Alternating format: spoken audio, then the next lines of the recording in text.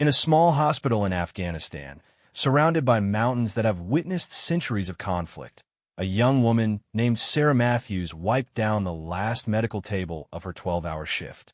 The fluorescent lights hummed overhead as she carefully organized supplies that could mean the difference between life and death.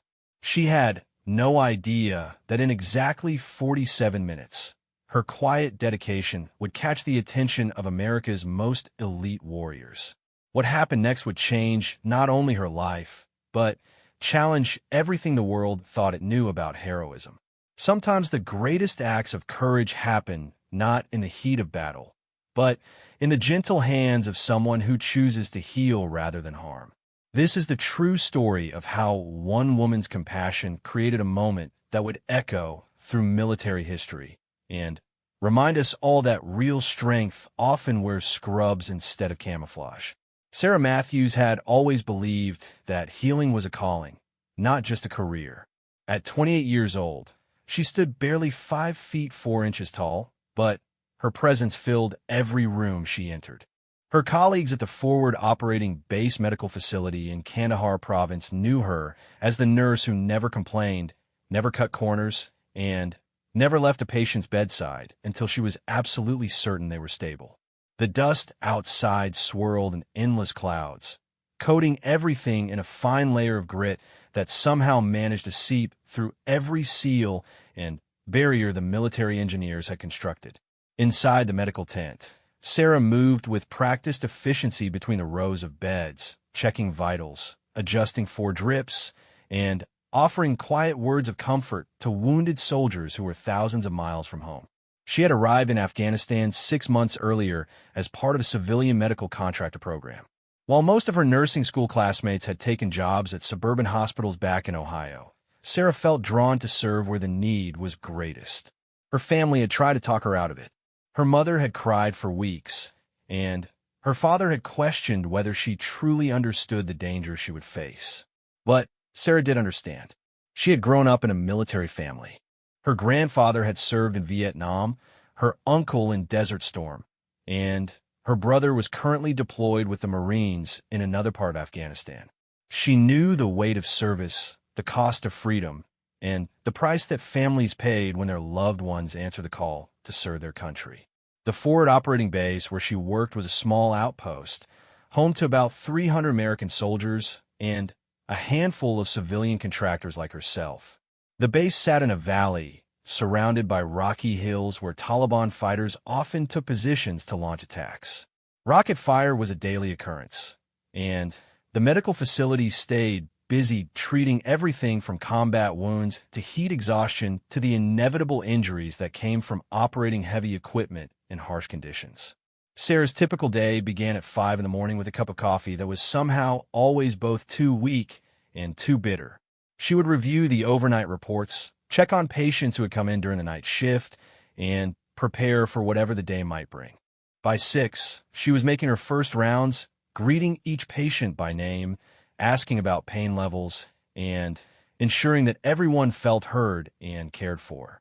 The other medical staff respected her dedication, but sometimes worried about her intensity.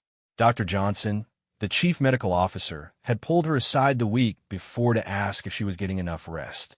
Sarah had smiled and assured him she was fine, but the truth was that she found it difficult to sleep when she knew there were people in pain just a few tents away. On this particular Thursday in September, the morning had started like any other. Sarah arrived early, reviewed the charts of the 7 patients currently under their care, and began her rounds. There was Private Rodriguez, who had stepped on an improvised explosive device and lost part of his left foot. He was scheduled to be transported to Germany the following day, and Sarah spent extra time with him, helping him write a letter to his wife back in Texas. Sergeant Williams occupied the bed next to Rodriguez. He had been caught in a mortar attack 2 days earlier and suffered severe burns on his arms and torso. The pain medication made him drift in and out of consciousness, but whenever he was awake, Sarah was there with iced chips for his dry mouth and gentle words of encouragement. In the corner bed lay Corporal Hassan, a translator who had been working with American forces for 3 years. He had been shot during a patrol the previous week, and while his physical wounds were healing well, Sarah could see the worry in his eyes. He had received death threats from Taliban sympathizers in his village, and he knew that his association with American forces had made him and his family targets. Sarah moved between her patients with the grace of someone who had found her true purpose in life. She adjusted pillows, checked bandages, administered medications, and, most importantly, she listened. In a place where everyone was focused on the mission, on completing their tours, and returning home safely, Sarah created a small oasis of compassion where wounded warriors could remember that they were human beings, not just soldiers. Around noon, the base's alarm system began wailing, indicating incoming rocket fire. Everyone immediately moved to their designated bunker positions, a drill they had practiced countless times. Sarah helped evacuate her mobile patients to the reinforced shelter area, ensuring that those who couldn't be moved were positioned as safely as possible within the medical facility. The rockets landed about a quarter-mile away, causing no casualties on the base, but reminding everyone of the constant danger they faced. After the all-clear signal sounded, life returned to its normal rhythm.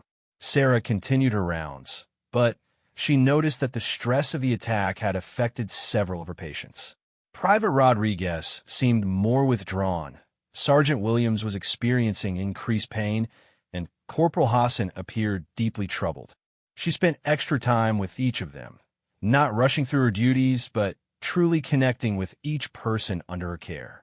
With Rodriguez, she talked about his plans for when he returned home, helping him focus on the future rather than dwelling on his injury.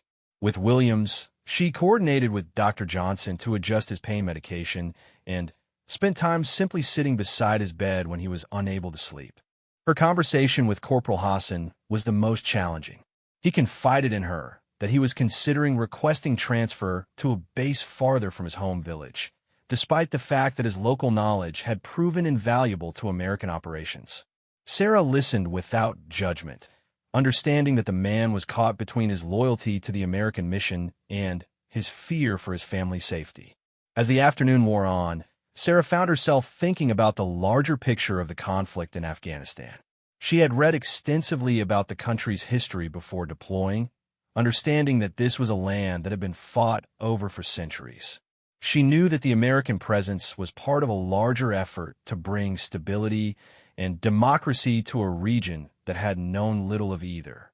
But on days like this, surrounded by wounded young men who were paying a very personal price for that larger mission, Sarah found herself focused not on geopolitics, but on individual human beings. Each patient had a story, a family back home, dreams for the future that had been interrupted by the harsh realities of war. The afternoon brought 2 new patients. A convoy had hit an improvised explosive device about 10 miles from the base, and while most of the soldiers involved had escaped serious injury, 2 men needed medical attention. One had a concussion and possible internal injuries, while the other had sustained shrapnel wounds to his legs. Sarah assisted Dr. Johnson during the initial treatment, her steady hands and calm demeanor helping to stabilize both patients. The soldier with the concussion, Private Thompson, was conscious but confused, asking repeatedly where he was and what had happened. Sarah stayed with him as the medical team ran tests, speaking in a calm, reassuring voice and helping him understand his situation without causing additional distress. The other soldier, Specialist Davis, was in significant pain from his leg wounds but remained alert and talkative. He was worried about his teammates, wanting to know if everyone else from his convoy was safe. Sarah was able to confirm that the rest of his unit had sustained only minor injuries, and she watched as relief washed over the young man's face. As evening approached, Sarah began preparing for the end of her shift. She updated patient charts, briefed the night shift nurse on the status of each patient, and made her final rounds. These end-of-shift rounds were always important to her. She wanted each patient to know that they wouldn't be forgotten during the night hours, and she made sure to check on anything they might need. Private Rodriguez had received word that his transport to Germany had been confirmed for the next morning. Sarah spent time helping him organize his personal belongings and ensuring that his medical records were properly prepared for the transfer. She also helped him place a video call to his wife, stepping back to give him privacy while remaining close enough to assist if needed. Sergeant Williams was having one of his better days. The new pain medication was working well, and he was able to stay awake for longer periods. He talked with Sarah about his hometown in Michigan, describing the lake where he planned to take his children fishing when he returned home. Sarah found these conversations bittersweet, knowing that his road to recovery would be long and difficult, but encouraged by his determination to rebuild his life. Corporal Hassan had made a decision about his transfer request. After thinking about it throughout the day, he had decided to remain at the current base for at least another month. He explained to Sarah that he believed his knowledge of the local area could help keep American soldiers safe, and that was worth the personal risk to him and his family. Sarah admired his courage, but worried about the burden he was carrying. The two newest patients were both stable. Private Thompson's confusion had cleared as the day progressed, and while he would need to be monitored for several more days, his prognosis was good. Specialist Davis was responding well to treatment for his leg wounds, though he would likely be transferred to a larger medical facility for surgery in the coming days. As Sarah completed her final documentation for the day, she reflected on the complexity of her role. She was not just providing medical care. She was offering comfort, hope, and human connection to people who were far from home and facing uncertain futures. In her nursing training, she had learned about the technical aspects of patient care, but nothing had prepared her for the emotional weight of caring for wounded warriors in a combat zone. The medical facility grew quiet as the night shift took over. Sarah gathered her personal belongings and prepared to return to her quarters, a small room in a converted shipping container that she shared with another civilian contractor. Before leaving, she made one last check on each of her patients, ensuring that everyone was comfortable and that the night staff had everything they needed. Outside, the Afghan night was clear and cold. The mountains that surrounded the base stood like silent sentinels against the sky, filled with more stars than Sarah had ever seen back home in Ohio. The beauty of the landscape was undeniable, even in a place where danger was constant and tensions ran high. As she walked the short distance to her quarters, Sarah passed groups of soldiers heading to their own bunks after long days of patrols, guard duties, and training exercises. She exchanged quiet greetings with several of them, men and women she had come to know during her months at the base. Some were patients she had cared for, others were simply part of the small community that had formed in this remote corner of Afghanistan. Back in her room, Sarah sat on her narrow cot and wrote in the journal she had been keeping since arriving in Afghanistan. She wrote about her patients, about the challenges and rewards of her work, and about the ways that serving in a war zone had changed her perspective on life. She wrote about the courage she witnessed every day, not just from the soldiers who faced enemy fire, but from the translators who risked their family's safety, the local staff who chose to work with American forces despite the threats against them, and the medical personnel who worked tirelessly to heal both physical and emotional wounds. She also wrote about her own growth during her time in Afghanistan. When she had first arrived, she had been focused primarily on the technical aspects of her job, determined to provide the best possible medical care to her patients. Over time, she had come to understand that healing involved much more than treating physical injuries. It required compassion, patience, and the ability to see each patient as a whole person with fears, hopes, and dreams that extended far beyond their current medical condition. As she prepared for sleep, Sarah thought about the day ahead. She knew there would be new challenges, new patients, and new opportunities to make a difference in the lives of people who were serving their country far from home. She also knew that her work was part of something larger than herself, a mission that aimed to bring peace and stability to a troubled region of the world. The last thing Sarah did before turning off her small reading light was to review her patient notes one more time.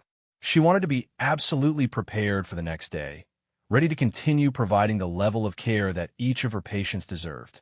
It was this attention to detail, this commitment to excellence, and this genuine care for others that would soon catch the attention of some very special visitors to the base.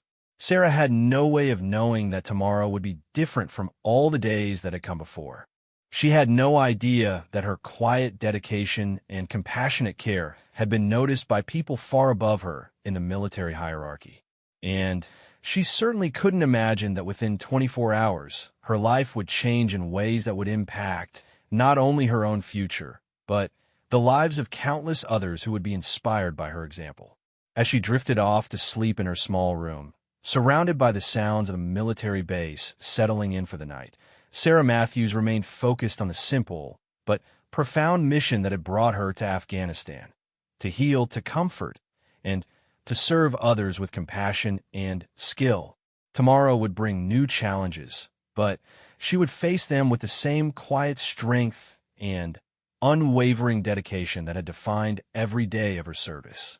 The next morning arrived with the usual mix of routine and uncertainty that characterized life on the forward operating base. Sarah was up before dawn, as always, reviewing overnight reports and preparing for another long day of caring for her patients. The night shift had been relatively quiet, with no new casualties brought in and all existing patients remaining stable. Private Rodriguez had slept fitfully, anxious about his morning transport to Germany, but his vital signs remained strong and his spirits were good. Sergeant Williams had experienced some pain during the night, but the medical team had been able to manage it without major complications. Corporal Hassan had slept better than he had in days, and Sarah was encouraged to see him looking more relaxed and determined. What Sarah didn't know was that approximately 50 miles away, in a heavily guarded compound nestled in the mountains, a group of America's most elite warriors were preparing for a mission that would ultimately intersect with her quiet world of healing and compassion. The Navy SEALs of Team 6 had been tracking a high-value target for several weeks. Intelligence reports indicated that a senior Taliban commander responsible for numerous attacks on American and coalition forces was operating from a mountain stronghold that had been considered nearly impregnable. This particular commander had been linked to several roadside bombings that had killed or wounded dozens of American soldiers, including some who had been treated at Sarah's medical facility. Lieutenant Commander Jake Morrison had been leading SEAL operations in Afghanistan for 2 years. At 34, he was a veteran of multiple deployments and had seen enough combat to understand that every mission carried both the potential for success and the risk of catastrophic failure. His team consisted of 8 of the most highly trained operators in the world, men who had volunteered for the most dangerous assignments the military had to offer.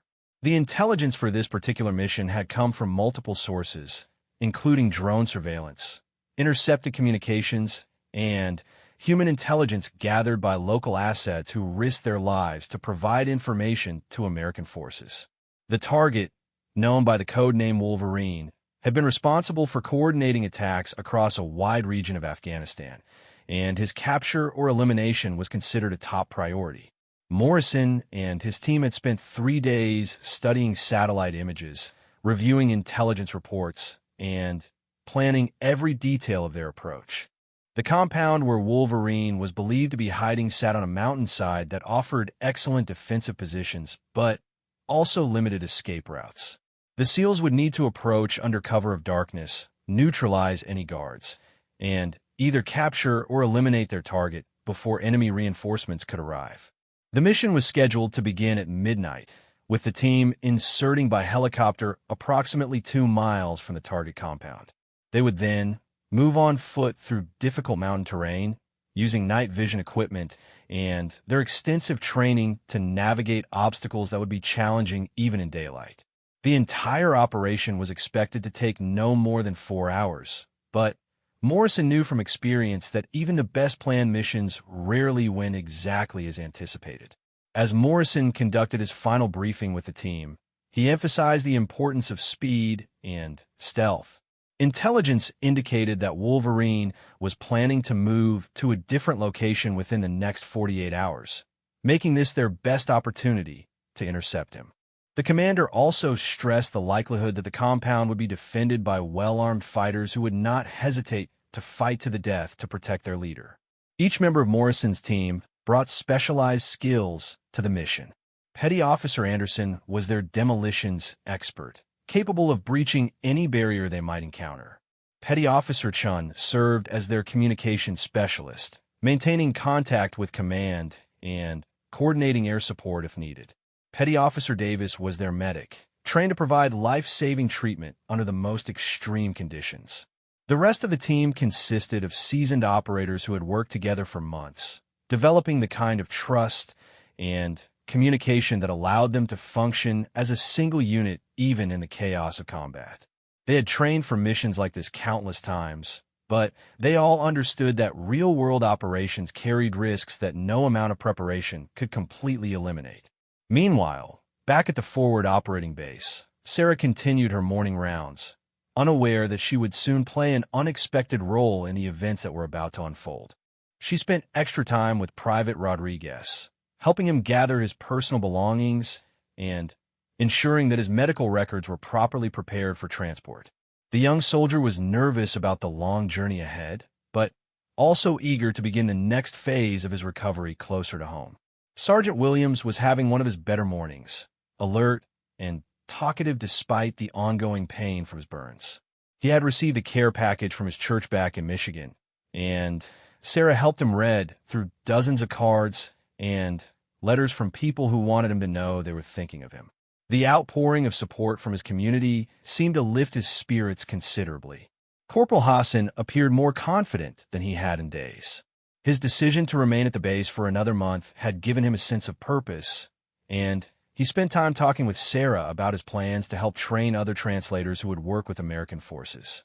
His local knowledge and language skills made him invaluable, and Sarah was encouraged to see him finding positive ways to cope with the stress of his situation.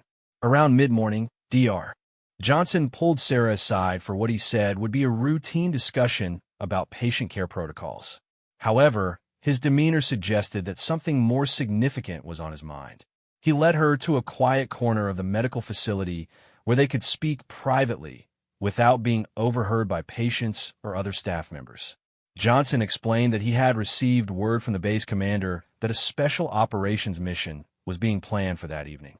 While he couldn't provide specific details, he wanted Sarah to know that the medical facility needed to be prepared for the possibility of casualties for both friendly and enemy forces. The mission was considered high priority, but also high risk, meaning that they might need to treat wounded warriors under time pressure and challenging circumstances. Sarah had supported special operations missions before, and she understood the implications of Johnson's warning. These missions often resulted in complex injuries that required immediate and sophisticated medical intervention. She assured him that she would ensure all equipment was properly prepared and that the medical team was ready to respond to whatever might happen. As the day progressed, Sarah found herself thinking about the unknown soldiers who would be risking their lives that evening. She had learned during her time in Afghanistan that special operations forces operated with a level of secrecy that meant she rarely knew details about their missions, but she had treated enough wounded operators to understand the extraordinary risks they faced. The afternoon brought news that Private Rodriguez's transport had been delayed due to weather conditions in Germany. While disappointing for the soldier, who was eager to continue his journey home, the delay meant that Sarah would have at least one more day to ensure he was fully prepared for the long trip ahead. She used the extra time to review his medications with him and to make sure he understood the follow-up care he would need once he reached the medical facility in Germany. As evening approached, Sarah began to sense a different energy on the base. There was an increase in helicopter activity, and she noticed more heavily armed soldiers moving through areas that were normally quiet. While operational security meant that most personnel weren't informed about specific missions, experienced-based personnel could usually sense when something significant was happening. Sarah completed her shift preparations with extra attention to detail, ensuring that all medical supplies were properly stocked and that emergency equipment was immediately accessible. She briefed the night shift team about the possibility of incoming casualties, emphasizing the need to be ready for rapid response if called upon. At approximately 9 in the evening, as Sarah was finishing her final patient rounds, Lieutenant Commander Morrison and his team were conducting their final equipment checks at a staging area several miles from their target. Each SEAL carried specialized weapons, communications equipment, and medical supplies, along with night vision devices that would allow them to operate effectively in complete darkness. Morrison reviewed the mission timeline one final time with his team. They would insert by helicopter at midnight, move to the target compound, neutralize any guards they encountered, and either capture or eliminate Wolverine before extracting to a predetermined pickup point. The entire operation was planned to take no more than 4 hours, but they were prepared for contingencies that might extend the timeline. The intelligence picture had been updated throughout the day, confirming that Wolverine was indeed at the target compound, but also indicating that he had more security personnel with him than originally anticipated. Morrison adjusted the mission plan accordingly, designating specific team members to deal with the additional guards while maintaining focus on the primary objective. As the team prepared to board their helicopters, each SEAL understood the significance of their mission. Wolverine had been responsible for attacks that had killed and wounded numerous American and coalition personnel, and his elimination would significantly disrupt Taliban operations in the region. However, they also understood that the compound's location and defensive positions made this one of the most challenging missions they had undertaken. Back at the medical facility, Sarah had settled into the rhythm of the night shift, checking on patients who were trying to sleep despite the increased activity around the base. Private Rodriguez was restless, still disappointed about the delay in his transport, but trying to maintain a positive attitude. Sergeant Williams had managed to fall asleep, finally, finding some relief from the pain that had been troubling him all day. Corporal Hassan was awake, reading a letter from his family that had arrived that afternoon. Sarah could see concern in his expression, and she asked if everything was all right. Hassan explained that his family had received more threats from Taliban sympathizers in their village, and they were considering relocating to a safer area. The situation highlighted the difficult position faced by Afghan nationals who chose to work with American forces. Sarah spent time talking with Hassan about his options, listening as he worked through the complex decision of whether to continue his work with American forces or prioritize his family's immediate safety. She couldn't offer easy answers, but she could provide a compassionate ear and help him think through the implications of each choice. As midnight approached, Morrison and his team were airborne, flying through mountain valleys in specially modified helicopters designed for stealth operations. The flight to their insertion point would take approximately 30 minutes, during which each team member reviewed his specific responsibilities and mentally prepared for the challenges ahead. The helicopters flew without lights, relying on the crew's night vision equipment to navigate through terrain that would be treacherous even in daylight. Morrison could see the mountains rising around them like dark walls, and he thought about the countless warriors who had fought and died in these same valleys throughout Afghanistan's long history of conflict. At the medical facility, Sarah was updating patient charts when she heard the distant sound of helicopter rotors. Night flights were common enough that she didn't think much of it initially, but something about the sound seemed different. The helicopters were flying lower and faster than usual, and there seemed to be more of them than typically accompanied routine supply runs or personnel transfers. She stepped outside for a moment, looking up at the star-filled sky that stretched endlessly above the Afghan mountains. The helicopters had already disappeared into the darkness, but their passage had left her with a sense that something significant was happening. She had learned to trust her instincts during her time in Afghanistan, and tonight those instincts told her that she should be prepared for anything. Returning to the medical facility, Sarah double-checked all of their emergency supplies and ensured that the trauma bay was ready for immediate use. She also confirmed that the backup power systems were functioning properly and that communications equipment was working correctly. If wounded soldiers needed their help tonight, She wanted to be absolutely certain that they could provide the best possible care. As Morrison and his team approached their insertion point, they could see the glow of lights from several small villages scattered throughout the valley below.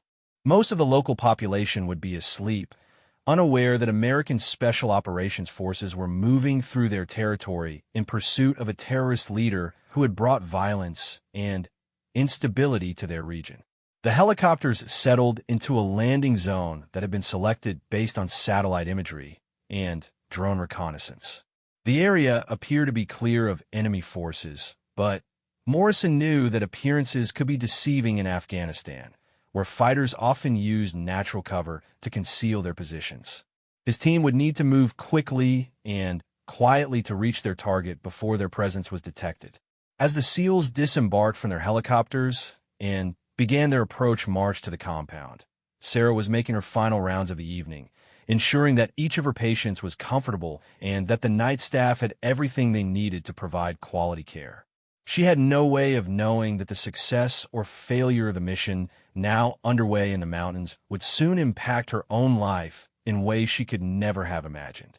The stage was set for a convergence of events that would bring together the quiet dedication of a small-town nurse and the extraordinary courage of America's most elite warriors. What happened next would create a moment that neither Sarah nor Morrison would ever forget, and would remind everyone involved that heroism takes many forms, from the battlefield courage of Special Operations Forces to the compassionate care of medical personnel who choose to heal rather than harm. The mountain approach proved more treacherous than Lieutenant Commander Morrison had anticipated. What satellite imagery had shown as manageable terrain turned out to be a series of loose rock formations and hidden ravines that forced his team to move more slowly than planned. The 8 SEALs maintained perfect silence as they navigated through the darkness, their night vision equipment allowing them to see obstacles that would have been invisible to the naked eye. Morrison checked his watch as they reached the halfway point to their target. They were already 15 minutes behind schedule, but rushing now could lead to mistakes that might compromise the entire mission. He signaled for his team to maintain their careful pace, knowing that precision was more important than speed when lives were at stake. At the medical facility, Sarah had just finished checking on Sergeant Williams when the base's communication system crackled to life with an encrypted message that she couldn't understand. She noticed increased activity in the command center, with personnel moving with the kind of focused urgency that usually indicated active operations. While she couldn't access classified information about ongoing missions, her experience had taught her to recognize the signs that American forces were engaged in combat somewhere in the region. She decided to remain at the medical facility rather than returning to her quarters, sensing that her skills might be needed before the night was over. Sarah reviewed the trauma protocols one more time and ensured that all medical equipment was functioning properly. Dr. Johnson had left specific instructions for the night team to contact him immediately if casualties from special operations arrived, regardless of the time. Meanwhile, Corporal Hassan was having difficulty sleeping, troubled by the letter he had received from his family. Sarah found him sitting up in his bed, staring out the small window toward the mountains where his village lay hidden in the darkness. She approached quietly, not wanting to startle him, and asked if he needed anything to help him rest. Hassan explained that he was worried about his decision to remain at the base. His family's latest letter had described increased Taliban activity in their area, with fighters asking questions about his whereabouts and making thinly veiled threats. He was beginning to wonder if his continued service with American forces was putting his loved ones in unacceptable danger. Sarah listened without offering easy answers, understanding that Hassan faced an impossible choice between his commitment to the American mission and his responsibility to protect his family.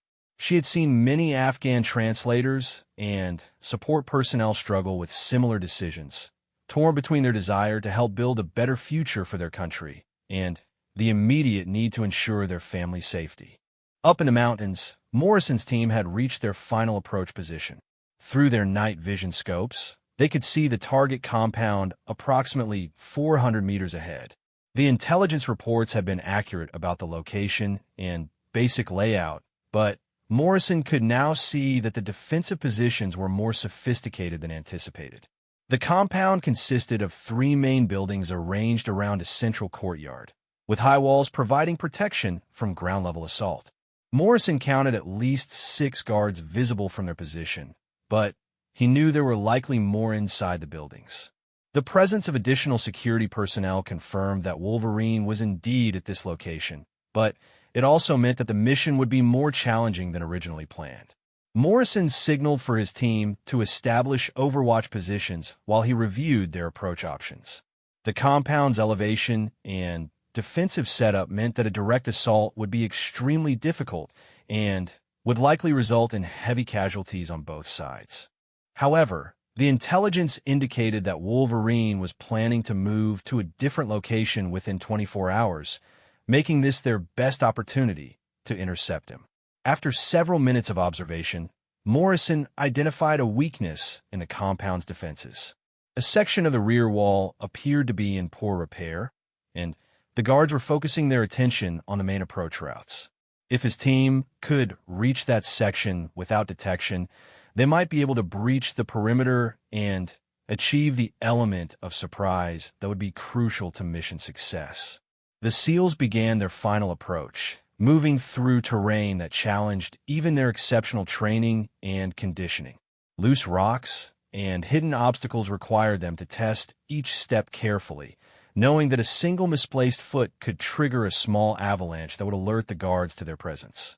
Back at the medical facility, Sarah was reviewing patient files when the encrypted communication system activated again. This time, she could hear the tension in the voices of the personnel in the command center, and she sensed that whatever operation was underway had entered a critical phase. She checked her watch and realized it was nearly 2 in the morning. Private Rodriguez had managed to fall asleep despite his disappointment about the delayed transport, but Sarah could see that his rest was troubled. She adjusted his blanket and checked his pain medication levels, ensuring that he would be comfortable when he woke. His journey to recovery would be long and challenging, but Sarah was encouraged by his determination and positive attitude. Sergeant Williams was sleeping more peacefully than he had in days, finally finding relief from the pain that had been troubling him. The new medication regimen was working well, and Sarah was hopeful that his condition would continue to improve. She made a note to discuss additional pain management options with Dr. Johnson in the morning. At the compound, Morrison's team had successfully reached the weak section of the rear wall without being detected. Petty Officer Anderson carefully examined the structure, determining that it could be breached with a small-shaped charge that would create an opening large enough for the team to enter. However, the explosion would certainly alert the guards, meaning that the SEALs would need to move very quickly once they were inside the perimeter. Morrison reviewed the mission timeline one final time. Intelligence suggested that Wolverine was likely sleeping in the central building, protected by guards who would fight fiercely to prevent his capture or elimination. The SEALs would need to neutralize these guards while simultaneously securing their target, all while being prepared for reinforcements that might arrive from other Taliban positions in the area. The team took their positions around the breach point, with each SEAL assigned specific responsibilities once they entered the compound. Morrison would lead the assault on the central building, while other team members secured the perimeter and prevented enemy fighters from escaping or calling for help. Petty Officer Davis, their medic, would remain in a position where he could provide immediate medical assistance to any wounded team members. At exactly 0230 hours, Anderson triggered the shaped charge that blew a hole in the compound wall. The explosion echoed through the mountain valley like thunder, instantly alerting every fighter in the area to the presence of American forces. Morrison led his team through the breach, moving with the speed and precision that had made Navy SEALs legendary among Special Operations Forces worldwide. The compound erupted into chaos as guards rushed to respond to the breach. Morrison could see muzzle flashes from multiple positions as Taliban fighters opened fire on his team. The SEALs returned fire with disciplined accuracy, using their superior training and equipment to systematically eliminate threats while advancing toward their primary objective. The firefight was intense, but brief, lasting only a few minutes as the SEALs overwhelmed the compound's defenses. Morrison reached the central building to find that Wolverine was indeed present, but the Taliban commander was not going to be taken alive. The terrorist leader fought desperately until he was finally eliminated by Morrison's precise fire. However, the mission's success came at a cost. During the firefight, Petty Officer Chun had been wounded by enemy fire that penetrated his body armor. The bullet had struck him in the abdomen, causing internal bleeding that required immediate medical attention. Petty Officer Davis worked frantically to stabilize his teammate, but Chen's condition was critical and deteriorating rapidly. Morrison made the difficult decision to call for immediate medical evacuation, knowing that Chen's life depended on getting him to a proper medical facility as quickly as possible. The team's extraction helicopters were already en route, but the flight to the nearest forward operating base would take precious time that Chun might not have. As the extraction helicopters approached the compound, Morrison coordinated with Davis to prepare Chun for transport. The wounded SEAL was conscious but in severe pain, and Davis had done everything possible to control the bleeding and stabilize his condition. However, Chun would need surgery within the next hour if he was going to survive. The base communication system at the forward operating base suddenly came alive with urgent medical evacuation requests. Sarah heard the coded transmissions requesting immediate trauma surgery capabilities for a critically wounded special operations personnel. Dr. Johnson was immediately contacted and was rushing back to the medical facility to prepare for emergency surgery. Sarah sprang into action, preparing the trauma bay for a patient who would arrive within minutes fighting for his life. She gathered blood supplies, ensured that surgical equipment was ready, and coordinated with the anesthesiologist who had been called in for the emergency procedure. Every second would count once the wounded SEAL arrived. The extraction helicopters lifted off from the compound with Morrison's team and their critically wounded teammate aboard. The flight back to the forward operating base would normally take 25 minutes, but the aircrew pushed their aircraft to maximum speed, understanding that they were racing against time to save Chen's life. During the flight, Davis continued to monitor Chen's vital signs and provide supportive care using the limited medical equipment available on the aircraft. Morrison held his teammate's hand, talking to him constantly to keep him conscious and focused on fighting for his life. The entire team understood that losing Chun would turn their successful mission into a tragedy that would haunt them for the rest of their lives. As the helicopters approached the forward operating base, Sarah could hear the distinctive sound of aircraft approaching at high speed. The base's landing lights had been activated to guide the aircraft in, and medical personnel were standing by to receive the wounded SEAL as quickly as possible. The moment the helicopter touched down, Sarah and Dr. Johnson rushed to the aircraft to begin immediate patient assessment. Chin was conscious but clearly in critical condition, with vital signs that indicated severe internal bleeding and possible organ damage. The team transferred him to a gurney and rushed him to the trauma bay, where Sarah had everything prepared for emergency surgery. Dr. Johnson immediately began his assessment while Sarah started IVs and prepared blood products for transfusion. Chin's blood pressure was dangerously low, and his pulse was rapid and weak, indicating that he was going to shock from blood loss. The surgical team worked with practiced efficiency to prepare him for the operating room. Morrison accompanied his wounded teammate into the medical facility, reluctant to leave Chin's side, but understanding that he needed to stay out of the way while the medical team worked to save his life. Sarah could see the anguish in the SEAL commander's eyes, knowing that he felt responsible for what had happened to one of his men. As Dr. Johnson and his surgical team took Chin into the operating room, Sarah remained with Morrison in the trauma bay, helping him understand what the medical team was doing and providing updates on Chin's condition as they received them from the surgical suite. She could see that Morrison was blaming himself for his teammate's injury, a burden that many military leaders carried when their personnel were wounded in combat. The surgery lasted 4 hours, with Dr. Johnson working to repair internal damage caused by the enemy bullet. Sarah coordinated blood transfusions, and monitored Chin's vital signs while also providing support to Morrison, who remained at the medical facility throughout the entire procedure. When Dr. Johnson finally emerged from the operating room, he was cautiously optimistic. Chun had survived the surgery, and his vital signs were stabilizing, but he would need several more days of intensive care before he could be considered out of danger. The next 24 hours would be critical in determining whether he would make a full recovery. Morrison was finally able to see his teammate, finding Chun unconscious but alive in the intensive care unit that Sarah had prepared. The wounded SEAL was connected to multiple monitors and life support equipment, but his vital signs were stronger than they had been when he arrived at the medical facility. Sarah took responsibility for Chin's post-operative care, understanding that this patient would require the highest level of attention and skill.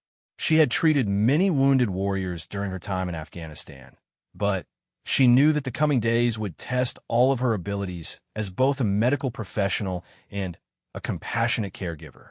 As dawn broke over the mountains of Afghanistan, Sarah began what would become one of the most challenging and ultimately rewarding periods of her deployment. She had no way of knowing that her care of the wounded SEAL would not only save his life, but would also create a bond between her and Morrison's team that would change all of their lives in unexpected ways. The next several days became a blur of intensive medical care as Sarah devoted herself completely to nursing Petty Officer Chun back to health. His condition remained critical for the first 48 hours, with complications arising that required constant monitoring and immediate intervention. Sarah barely left his bedside, catching brief moments of rest in a chair beside his bed when his vital signs stabilized enough for her to close her eyes. Chun drifted in and out of consciousness during those first days, often confused about where he was and what had happened to him. Sarah was there each time he woke, speaking to him in calm, reassuring tones, and helping him understand his situation without causing additional stress. She learned from Morrison that Chun was 26 years old, originally from California, and had been serving with the SEALs for 4 years. Dr. Johnson was impressed by Sarah's dedication, but concerned about her well-being. He had tried several times to convince her to take breaks and get proper rest, but Sarah insisted that Chun needed continuity of care during this critical period. She had developed an intuitive understanding of his condition that allowed her to detect subtle changes in his status before the monitoring equipment registered them. Morrison visited every day, usually arriving early in the morning and staying until late in the evening. Sarah could see the weight of responsibility he carried as a leader, feeling personally accountable for what had happened to his teammate. She spent time talking with him about the realities of combat medicine and the importance of focusing on Chin's recovery rather than dwelling on the circumstances that had brought him here. The other members of Morrison's team also made regular visits to check on their wounded teammate. Sarah was struck by the bond these men shared, a connection that went far beyond normal military relationships. They had trained together, fought together, and now they were waiting together to see if their brother-in-arms would survive his injuries. Petty Officer Anderson, the team's demolitions expert, brought Chin a small American flag that had been with him during the mission. He explained to Sarah that it was a tradition among their unit to carry flags that could be presented to wounded teammates as symbols of the sacrifice they had made for their country. Anderson asked if Sarah would ensure that Chun received the flag when he was alert enough to understand its significance. Petty Officer Davis, who had provided initial medical care during Chin's evacuation, worked closely with Sarah to understand his teammate's condition and recovery prospects. Davis had extensive medical training, but he was impressed by Sarah's knowledge and her intuitive understanding of patient care. He told her that Chun was fortunate to have someone with her skills and dedication caring for him. On the third day after the mission, Chun began to show significant improvement. His vital signs stabilized, and he was able to stay awake for longer periods. Sarah used these moments to help him understand what had happened and to begin the process of psychological as well as physical healing. She knew from experience that wounded warriors often struggled as much with the mental aspects of their injuries as with the physical recovery. Chin's first clear question was about his teammates, wanting to know if everyone else had made it back safely from the mission. Sarah was able to assure him that the rest of his team was uninjured and that the mission had been successful in eliminating their target. She could see relief wash over Chin's face as he learned that his sacrifice had not been in vain. As Chin's condition continued to improve, Sarah began to learn more about the man behind the warrior. He talked about growing up in a small coastal town in California, where his father had been a fisherman and his mother had taught elementary school. He had joined the Navy after high school, drawn by a desire to serve his country and to challenge himself in ways that civilian life couldn't offer. Chun spoke with particular pride about his selection for SEAL training, describing the months of grueling preparation that had tested every aspect of his physical and mental strength. He explained that fewer than 20% of candidates successfully completed the program, and that earning the SEAL Trident had been one of the proudest moments of his life. Sarah shared some of her own background with Chun, telling him about her decision to leave a comfortable job at a civilian hospital in Ohio to serve in Afghanistan. She explained that she had always felt called to work where the need was greatest, and that caring for wounded warriors had given her a sense of purpose that she had never experienced before. Their conversations helped both of them pass the long hours of recovery, and Sarah found herself looking forward to Chin's increasingly alert periods. He had a quick wit and a positive attitude that made him an engaging patient, even as he dealt with the pain and uncertainty of his recovery. She was also impressed by his concern for others, frequently asking about the other patients in the facility and expressing interest in their well-being. Morrison continued his daily visits, and Sarah could see the relief in his eyes as Chin's condition improved. The SEAL commander began to relax slightly, allowing himself to believe that his teammate would make a full recovery. He spent hours talking with Chun about the mission, helping him process what had happened and reinforcing that his injury was the result of enemy action rather than any failure on his part. During one of these conversations, Morrison mentioned to Sarah that he had submitted a report about the exceptional medical care Chun had received. He explained that it was important for higher headquarters to understand the quality of personnel serving at forward operating bases, and that Sarah's dedication had directly contributed to saving Chin's life. Sarah was touched by his recognition, but insisted that she had simply been doing her job. On the 5th day after the mission, Chun was strong enough to receive visitors beyond his immediate team. Word had spread throughout the base about the wounded SEAL and the nurse who had rarely left his side during his recovery. Several base personnel stopped by to check on Chun and to express their appreciation for his service and sacrifice. Private Rodriguez, who was still waiting for his transport to Germany, asked Sarah if he could meet Chun. Despite his own injuries and concerns about his upcoming journey, Rodriguez wanted to thank the SEAL for his service and to wish him well in his recovery. Sarah arranged for the meeting, and she was moved to see the two wounded warriors talking about their experiences and supporting each other's healing process. Sergeant Williams, whose burns were healing well, also requested to meet Chun. Williams had served multiple deployments in Afghanistan and understood the dangers that Special Operations Forces faced during their missions. He spent time talking with Chun about the importance of mental health during recovery, sharing his own experiences with dealing with combat injuries. Corporal Hassan was particularly interested in meeting Chun, as the SEAL's mission had been directed against Taliban forces that threatened Afghan civilians as well as coalition personnel. Hassan explained to Chun that local residents in his area had been celebrating news of Wolverine's elimination, seeing it as a step toward greater security for their families and communities. These interactions helped Chun understand the broader impact of his team's mission and his own sacrifice. Sarah could see that meeting other wounded personnel and hearing their stories was helping him maintain perspective during his recovery. She made sure that these visits were brief enough not to exhaust Chun, but frequent enough to provide the social interaction that was important for his psychological healing.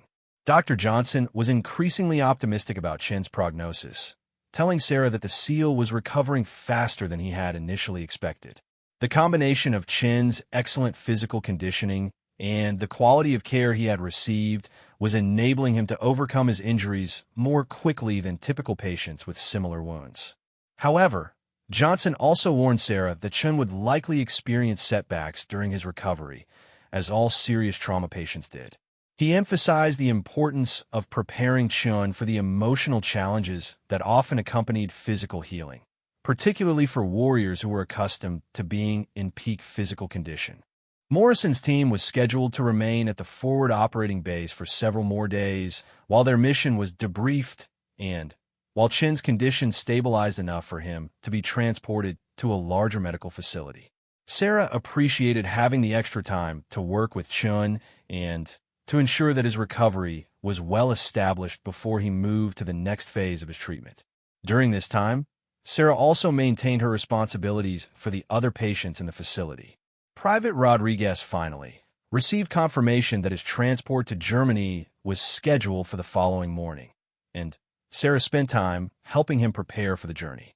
She had grown fond of the young soldier during his time at the facility, and she wanted to ensure that he was ready for the challenges ahead. Sergeant Williams was making excellent progress with his burn treatment, and Sarah was pleased to see his pain levels decreasing as his wounds healed. His positive attitude and determination reminded her of why she had chosen to serve in Afghanistan, where she could make a real difference in the lives of people who had sacrificed so much for their country. Corporal Hassan had received word that his family had successfully relocated to a safer area, which relieved much of the stress he had been carrying. With his family out of immediate danger, Hassan was able to focus more effectively on his work with American forces, and Sarah could see renewed confidence in his demeanor. As Chun entered his second week of recovery, Sarah began to realize how much the experience of caring for him had affected her own perspective on her service in Afghanistan. She had always been dedicated to her patients, but something about Chin's courage and positive attitude had inspired her to approach her work with even greater passion and commitment. Morrison noticed the change in Sarah as well, commenting to Dr. Johnson that she seemed to have found an even deeper sense of purpose in her work. Morrison had served with many medical personnel during his military career, but he had rarely seen someone demonstrate the level of dedication and skill that Sarah had shown during Chen's care. The bond that was developing between Sarah and Chun was noticed by everyone in the medical facility. It was clear that their relationship had moved beyond the typical nurse-patient dynamic to become something closer to a friendship based on mutual respect and shared values. Chen's teammates were particularly appreciative of Sarah's care, understanding that her dedication had been crucial to their friend's survival and recovery. As Chen's strength returned and his condition continued to improve, Sarah began to prepare him for the eventual transfer to a larger medical facility where he could receive specialized care that wasn't available at the forward operating base. She wanted to ensure that he understood what to expect during the next phase of his recovery and that he felt confident about the quality of care he would receive. However, neither Sarah nor Chun was prepared for the news that would arrive the next day, information that would change both of their lives and create a moment that would resonate throughout the military community. The recognition that was coming would honor not only Chin's courage in combat, but also Sarah's dedication to healing, bringing together two very different forms of service in a ceremony that neither of them would ever forget. The message arrived on a Tuesday morning, transmitted through encrypted military channels directly to the base commander's office. Sarah was completing her morning rounds when she noticed increased activity in the command center, with personnel moving with the kind of focused energy that usually indicated important developments. She didn't think much of it initially, as operational activities were a constant part of life on the forward operating base. Chun was having one of his best days since the mission, sitting up in bed and eating solid food for the first time since his surgery. His color had returned to normal, and his vital signs remained stable without the need for continuous monitoring. Sarah was encouraged by his progress and was beginning to discuss with Dr. Johnson the timeline for his transfer to a larger medical facility. Morrison arrived for his usual morning visit to find Chin more alert and engaged than he had been since his injury. The SEAL commander was pleased to see his teammates' improvement, but Sarah could sense something different in Morrison's demeanor. He seemed both excited and slightly nervous, as if he was carrying news that he wasn't quite ready to share. After spending time with Chun, Morrison asked Sarah if they could speak privately. He led her to a quiet area outside the medical facility where they could talk without being overheard by patients or other staff members.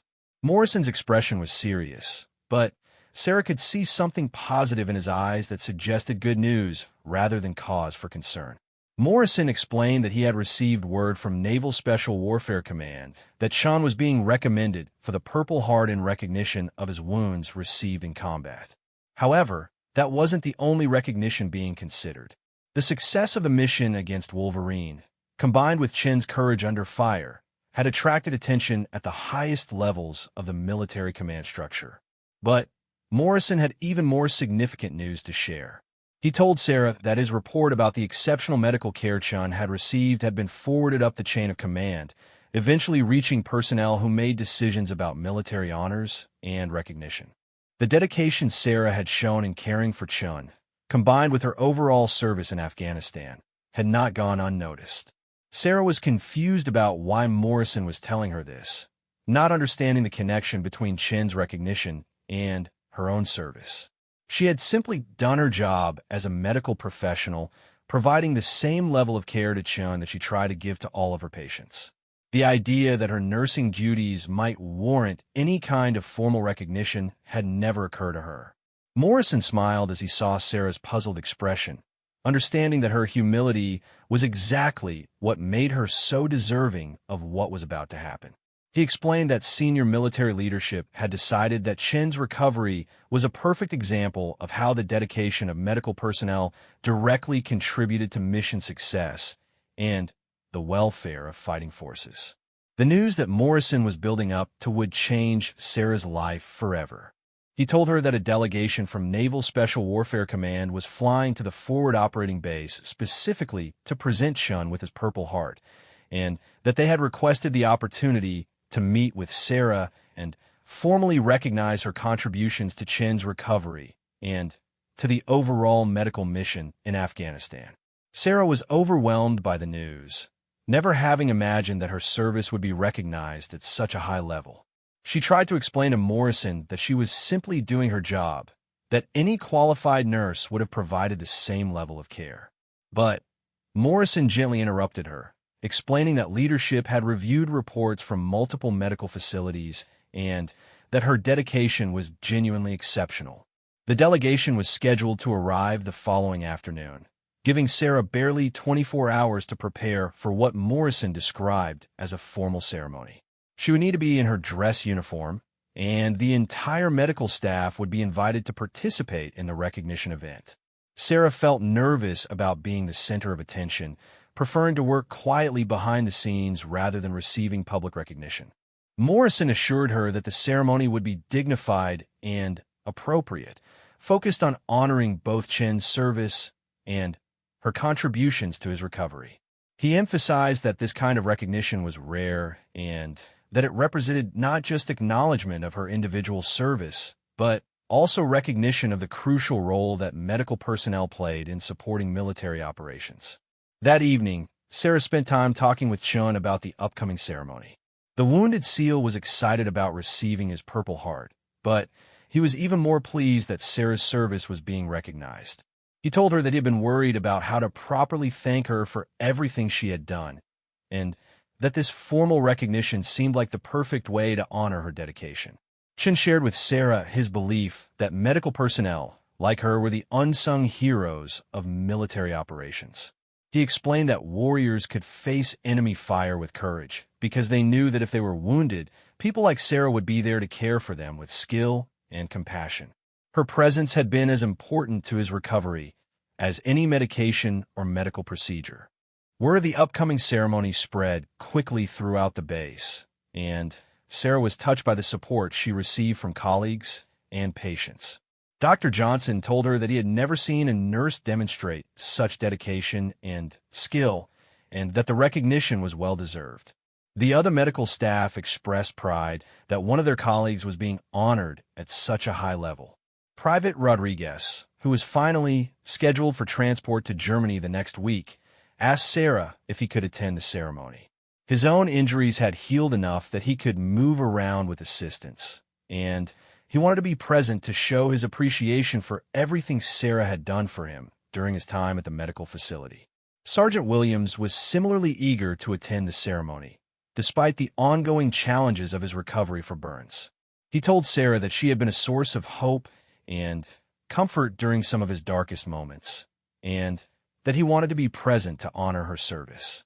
Sarah was moved by the support of her patients, understanding that their presence would make the ceremony even more meaningful.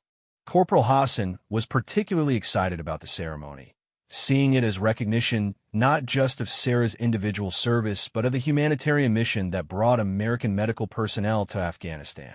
He explained that local residents in his village had great respect for the American medical personnel who treated both coalition forces and Afghan civilians, and that Sarah's recognition would be celebrated by his community as well. The morning of the ceremony dawned clear and cold, with the mountains surrounding the base standing sharp against a brilliant blue sky. Sarah had barely slept the night before, nervous about the attention she would receive, but also excited about the opportunity to honor Chun and the broader medical mission in Afghanistan. She spent extra time preparing her dress uniform, wanting to represent her profession and her colleagues with dignity and pride. As she looked at herself in the small mirror in her quarters, Sarah thought about the journey that had brought her to this moment.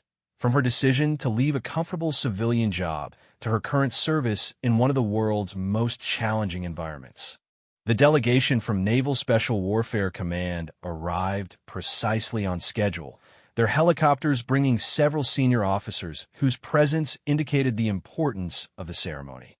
Sarah watched from a medical facility as the distinguished visitors were greeted by the base commander and escorted to the area where the ceremony would take place. Morrison came to escort Sarah to the ceremony site, and she could see pride in his eyes as he looked at her in her dress uniform. He told her that Chun was being transported to the ceremony in a wheelchair, still not strong enough to stand for extended periods, but determined to be present for the recognition of both his service and hers. The ceremony took place in the base's central area, with medical personnel, military members, and even some of Chin's fellow patients in attendance. Sarah was nervous as she took her position, but she was comforted by the sight of familiar faces in the crowd, people who had worked alongside her, and who understood the dedication that had brought her to this moment. The senior officer conducting the ceremony began by explaining the significance of the Purple Heart and Chin's courage during the mission against Wolverine. He described how Chin's willingness to put himself in harm's way had contributed to the elimination of a terrorist leader responsible for numerous attacks against American and coalition forces. As Chun received his Purple Heart, Sarah could see the pride and emotion in his face.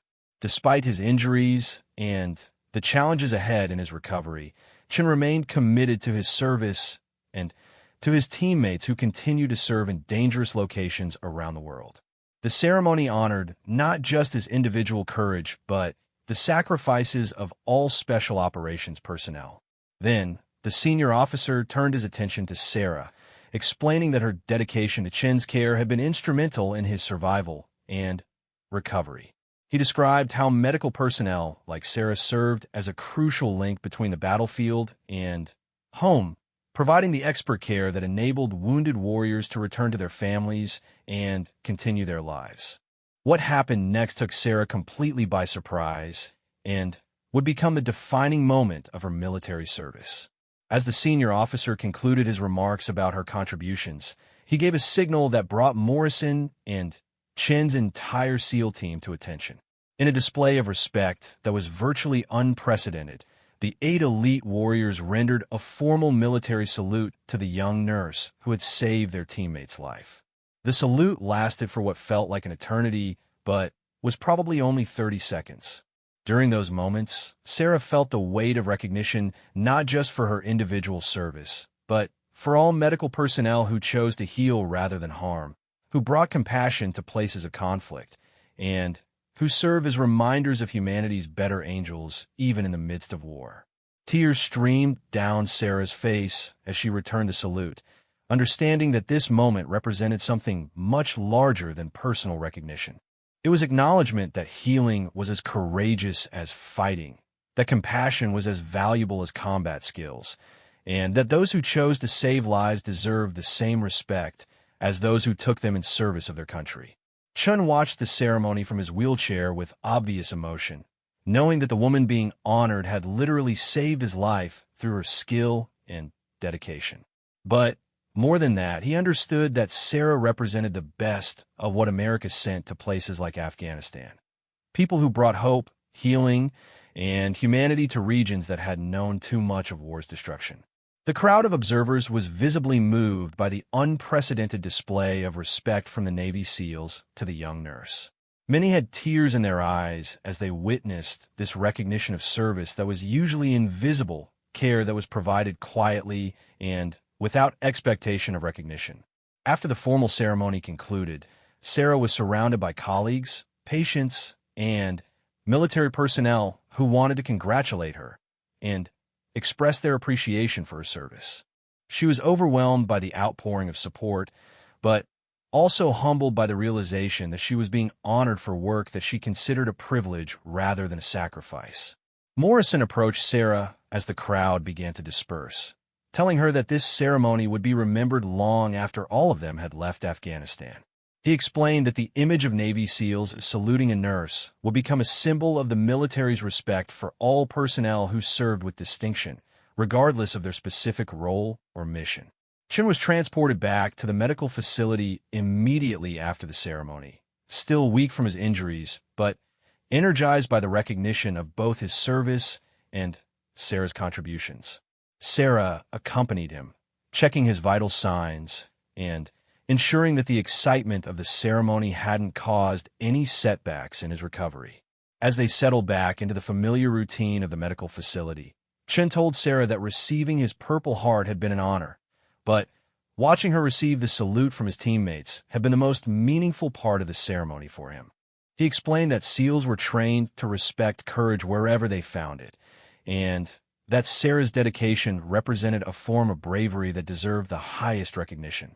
In the days following the ceremony, Sarah received messages of congratulations from medical personnel around the world who had heard about the unprecedented recognition she had received.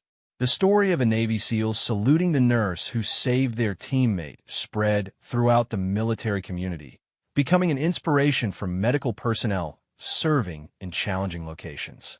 But for Sarah, the most important outcome of the ceremony was that it reinforced her commitment to the work she had chosen.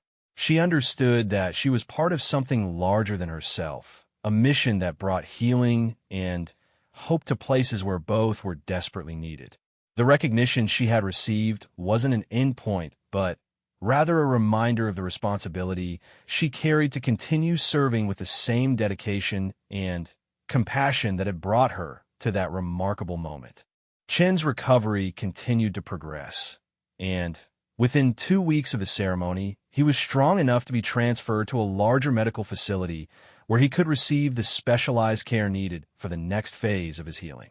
As Sarah prepared him for transport, both of them understood that their paths might never cross again, but that they would always be connected by the bond forged during those critical days of his recovery.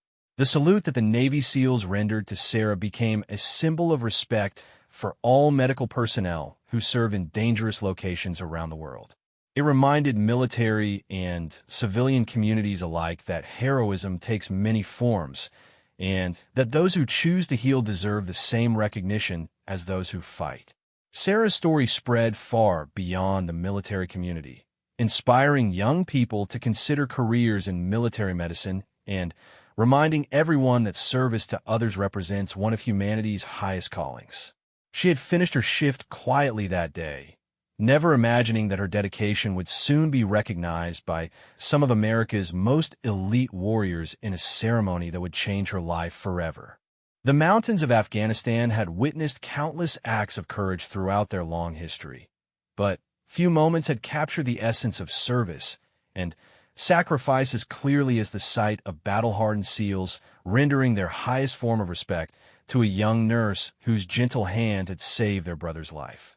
It was a reminder that in the end, the greatest victories belong not to those who destroy, but to those who heal, protect, and preserve the precious gift of human life.